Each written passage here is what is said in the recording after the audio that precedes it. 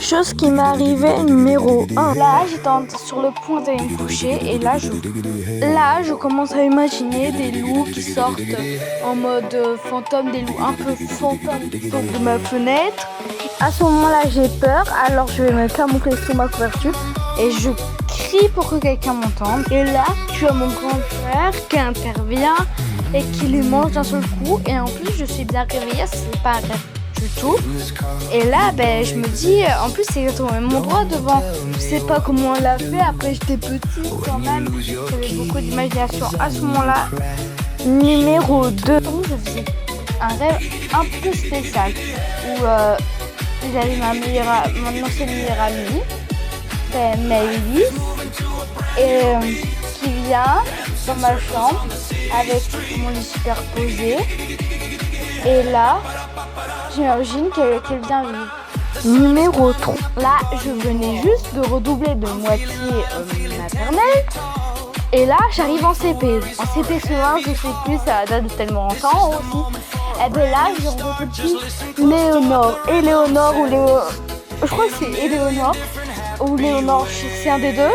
Je me souviens encore de son visage. Je tenais tellement à elle.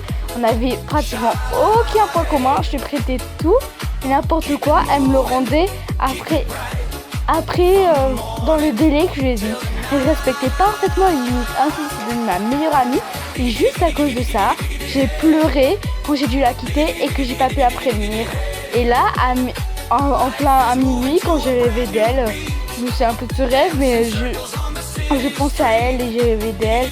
J'ai rêvé du fait qu'elle était partie en souriant alors que j'allais plus jamais la revoir de ma vie.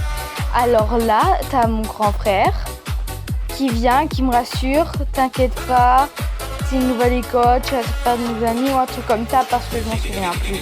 Mais c'est dingue à quel point j'y tenais, c'est la seule pour qui j'ai pleuré parce qu'à part ça, même mes amis les plus proches, j'ai jamais vraiment pleuré pour eux. Numéro 4, j'étais en train de m'endormir. Et là, je vois soudainement que je vois plus rien. La lumière est éteinte, tout est éteint. J'ai juste noir complet, le vide, le néant. Je ne sais pas savoir, juste noir, même pas une lumière. Et après, j'ai l'impression qu'il y a des murs, 4 murs autour de moi. Et que je dois grimper pour atteindre un autre mur et me coincer.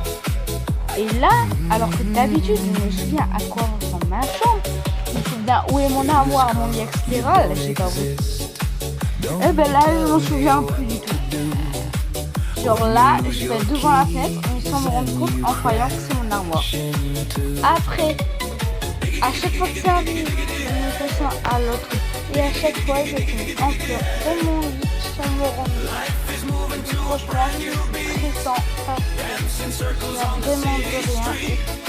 Numéro 5, là, je commence à rêver du fait que mon père me réveille, etc. Ça me réveille. Et là, quand je me réveille, de vrai, je vois exactement mon père faire exactement la même chose, au même endroit, au même moment. Et moi, je réagis exactement de la même façon.